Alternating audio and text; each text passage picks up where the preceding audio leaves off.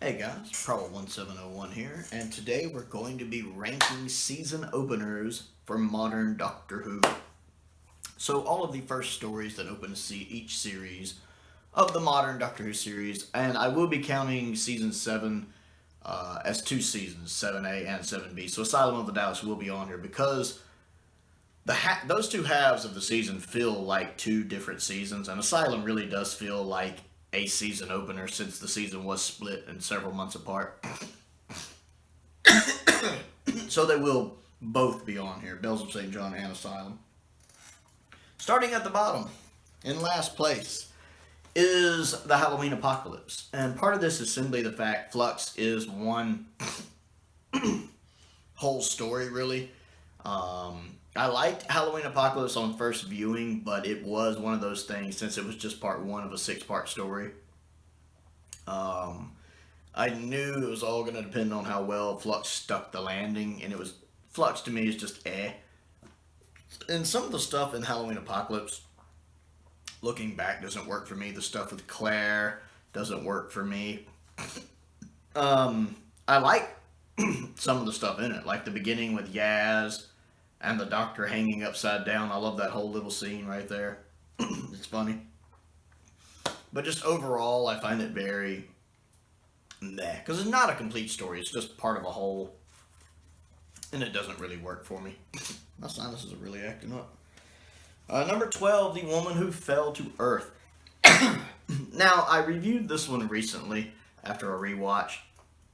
And I did appreciate it a little more. It has moments. Like I love when the Doctor builds her sonic screwdriver. And her little speech after Grace's funeral is nice, but I don't like Tim Shaw as a villain. I never ever buy him as a villain, so it doesn't do a whole lot for me. I just don't really care for it overall. It's just very eh. I don't really, much like Series 11 as a whole, I just never really eh. It's just eh.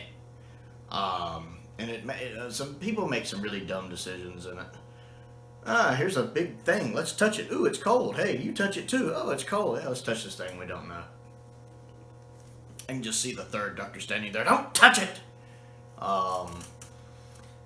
Yeah, I like it a little better than I did before, but it's still very eh. Number 11 is New Earth. It's amazing to me Tennant became so popular as he did as the Doctor when you look at his first two stories, because Christmas Invasion is not that great. The last 15 minutes of it are good, but the whole story as a whole is not that great. And then, New Earth just to me isn't that great. I don't really care for it. The whole thing with shoehorning Cassandra back into it, because it was just a different piece of skin off of her, it's weird. It's just an excuse to shoehorn her in. Now, I enjoy watching Billie Piper and David Tennant playing her when she's, like, possessed. That's pretty cool. I'll give it that. They do a good job playing Cassandra. That's kind of fun to watch, but as a whole, I didn't really care for it. The cat people, I didn't really care for. The Doctor curing everything just by mixing all the cures together, I don't think that's how it works. It kind of makes me just laugh, but overall, not one I go back and revisit often. Number 10 is The Magician's Apprentice and the Witch's Familiar. My least favorite Dalek story of all time. I've gone on about this one at length before, including recently, so I'm not going to do it again. But it had potential, and then it blew it at the end. Plus, it does a lot of other dumb things. The Doctor having a midlife crisis is silly. Riding in on a tank, that's dumb. And then everything with Davros turning out just to be another trick is dumb. And then Davros opening his eyes is dumb. It has some good moments, but it's all ruined by the dumb. And there's a lot of dumb. Number 9 on the list is actually the pilot. I like Series 10 a lot, and the pilot's not bad. It's just not that interesting to me. I never really go back and watch it. I think I've only seen it like twice. I never really have the urge to go back and watch it. I like Bill, I like the Doctor, and I like the Doctor with Bill. And I love the scene where they're there where the Daleks are fighting, and I love the fact that they're fighting the Movellans. I love that it's a nice little nod for us classic Who fans that it is the Movellans the Daleks are fighting. Something where modern Who fans, they're not really missing anything. if they don't get it. But for us classic Who fans, we're pointing and going, Mo Valens! That's nice, and I love when Doctor Who does that. So, I enjoyed that part of it. But overall, it's just kind of, to be fair, I need to give it a rewatch.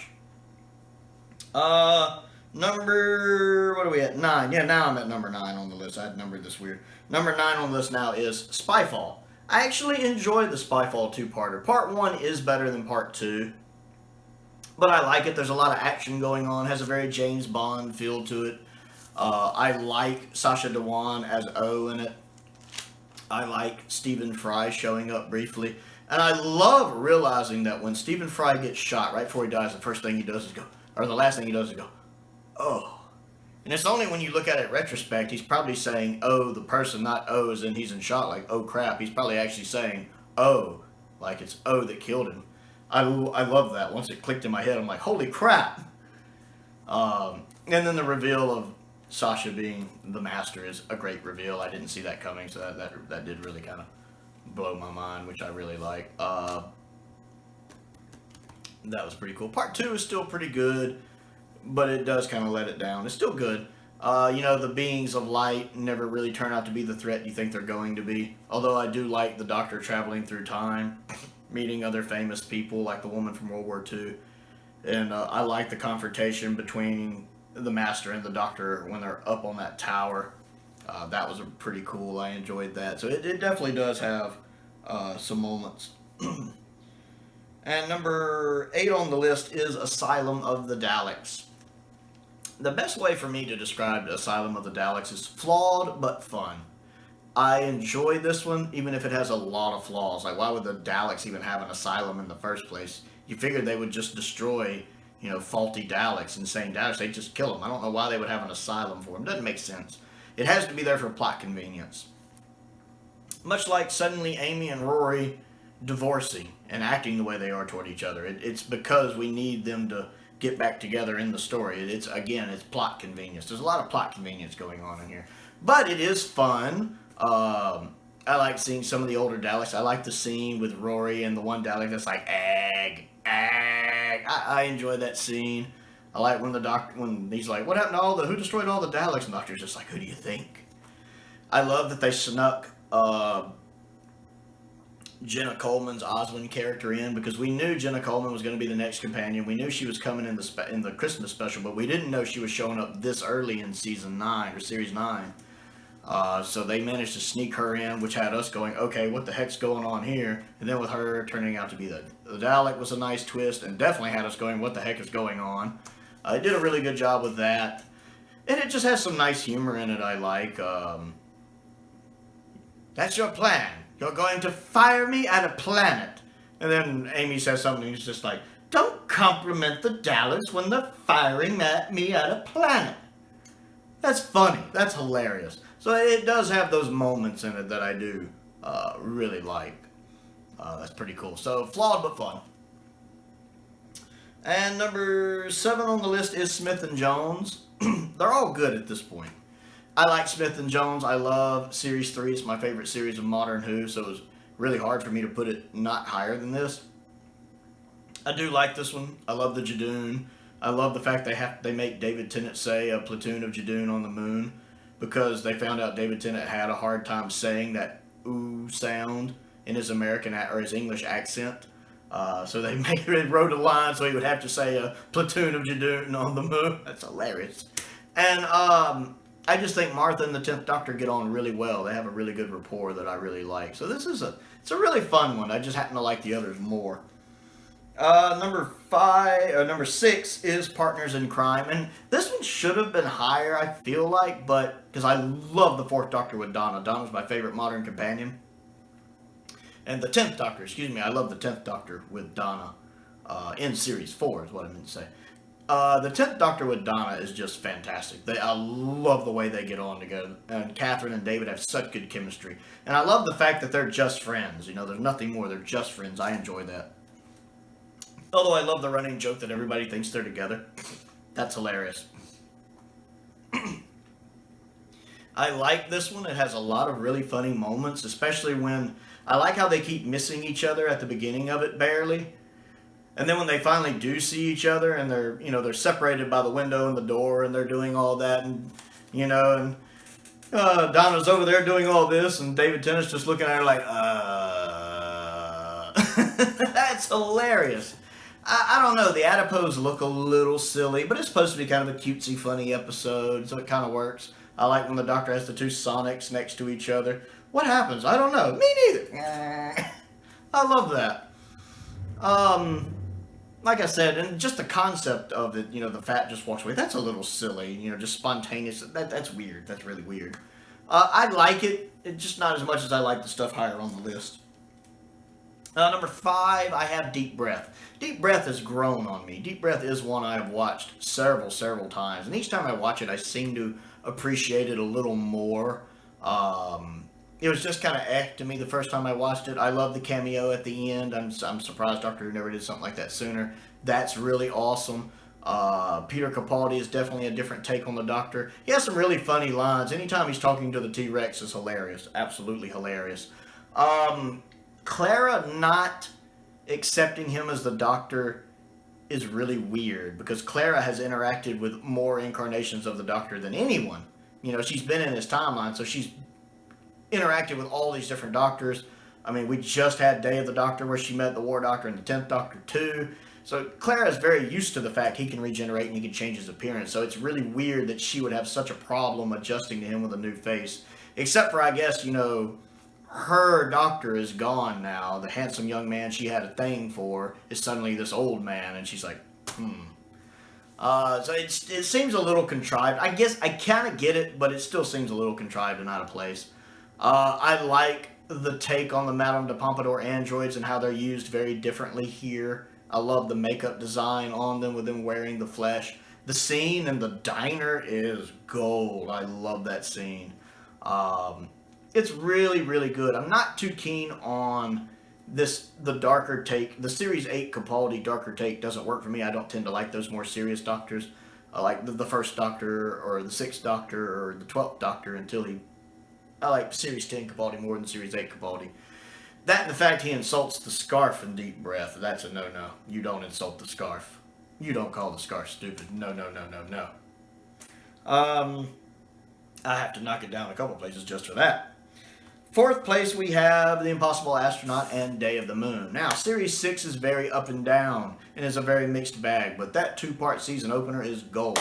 The idea of the silence is a fascinating idea. Moffat comes up with some pretty fascinating ideas. He's a clever man, and he gets Doctor Who most of the time. He can't write the Daleks for crap, but he's really good at coming up with his own unique villains, and the silence are fascinating. Something that as soon as you're not looking at them, you forget you ever saw them and don't remember it until you see them again. That's a neat concept. I love that. Really plays into that whole Slender Man thing. They have this kind of Slender Man vibe going on, which I like.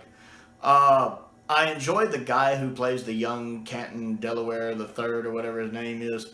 I like him as an actor. I remember he was in Battlestar Galactica as well. I really like him. I like how he adjusts to everything pretty easily too. And he's just telling the Doctor, "I like your wheels." I enjoyed that. It's shot really, really well. It's very atmospheric. It's got a lot of tension in it. It sets up the mysteries that it never quite pays off. The thing about the girl in the astronaut suit, what's going on with her when she's regenerating at the end, what's up with that. I just enjoy it. And the way the Doctor tricks the silence at the end with the broadcast of the Apollo landing on the moon is fantastic. Like I said, it's not perfect. It has its flaws, but I do enjoy it. It is one of the high points, I think, of Series 6. In 3rd place is the Bells of St. John. This is probably the one that I think was probably considered... I think this is the one that's probably the most underrated of the openers. I really like this one. And it all boils down to the fact it's fun. I find this one to be a lot of fun. I've rewatched it so many times. It does a really good job of setting up the 11th Doctor with Clara, and they're never better than when way they are here. They have this really almost flirtatious nature here that I absolutely adore. And one of the biggest crimes in all of Doctor Who is that we didn't get more time with 11 and Clara. Because I hate Clara with 12 most of the time. She's good sometimes, but most of the time I don't care for her. But I love Clara with 11. They have this nice flirtatious nature that I usually don't like when the Doctor has a little kind of romantic will they won't they thing going with a companion. But I like it here, especially since the doctor had the time, so he's confused about it.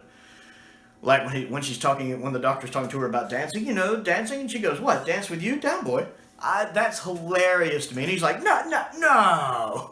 I love that, and I wanted more of that. If there's any doctor I wish had done another season or series, it's Matt Smith, because I really wanted more of him and Clara together. Matt and Jenna just had such good chemistry, and the 11th Doctor and Clara had such good chemistry.